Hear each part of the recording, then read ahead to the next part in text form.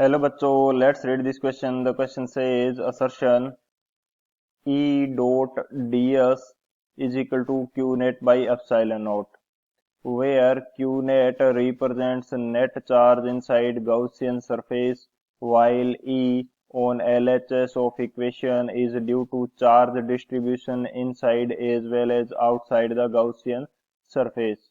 In a region of constant potential, the electric field is zero. Option first, both assertion and reason are correct and reason is the correct explanation of assertion. Option second, both assertion and reason are correct but reason is not the correct explanation of assertion. Option third, assertion is correct but reason is incorrect. Option fourth, assertion is incorrect but reason is correct. तो इस question के अंदर हमसे क्या बोला गया है, assertion में हमें दे रखा है कि जो क्लोज्ड लाइन इंटीग्रल है इलेक्ट्रिक फील्ड का वो Q net by epsilon naught के इक्वल होता है, जहां क्यू नेट क्या है, गॉसियन सरफेस के अंदर का टोटल चार्ज, एंड जो ई है ये हमारे पास गॉसियन सरफेस के अंदर के चार्ज और बाहर के चार्ज दोनों के कारण जनरेट होने वाला इलेक्ट्रिक फील्ड है। रीजन इसका क्या दे रखा है कि जो कांस्टेंट पोटेंशियल होता है उसके कारण इलेक्ट्रिक फील्ड क्या होगा, जीरो होगा। तो बात करते हैं की कंसेप्ट की। की कंसेप्ट के अंदर हम लोग एक तो डिस्कस कर लेते हैं कि गॉस लॉ क्या कहता है। फर्स्ट की कंसेप्ट यहाँ डिस्कस कर लेते हैं Gauss law. According to Gauss law जो क्लोज लाइन इंटीग्रल होगा इलेक्ट्रिक फील्ड का ई डॉट डी एस, इसकी वैल्यू हमारे पास रहती है Q in by epsilon naught. Q in क्या है, गॉसियन सरफेस के अंदर जो टोटल चार्ज है उसको बोला जाएगा क्यू इन। सो ये हमारे पास रहता है Gauss law.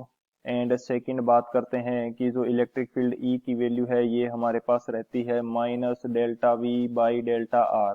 Delta we by delta R क्या है, हमारे पास potential gradient.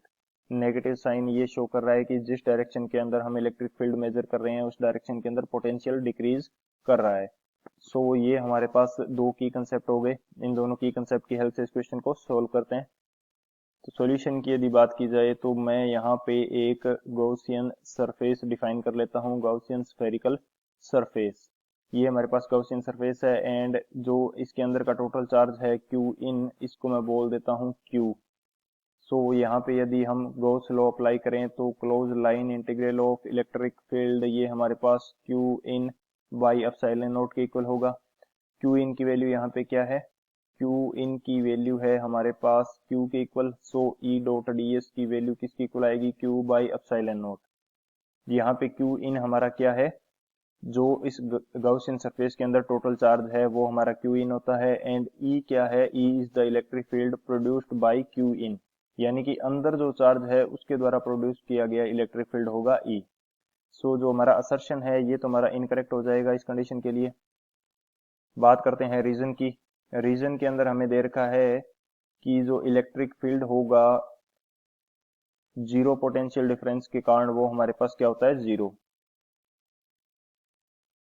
In a region of constant potential the electric field is zero, ये कंडीशन हमें दे रखी है। तो ये हमारे पास इलेक्ट्रिक फील्ड क्या होगा, delta we by delta R के इक्वल। कांस्टेंट पोटेंशियल डिफरेंस यानी कि डेल्टा वी की वैल्यू क्या है, जीरो है। यदि ये जीरो है तो इलेक्ट्रिक फील्ड भी हमारा क्या आएगा, जीरो आएगा।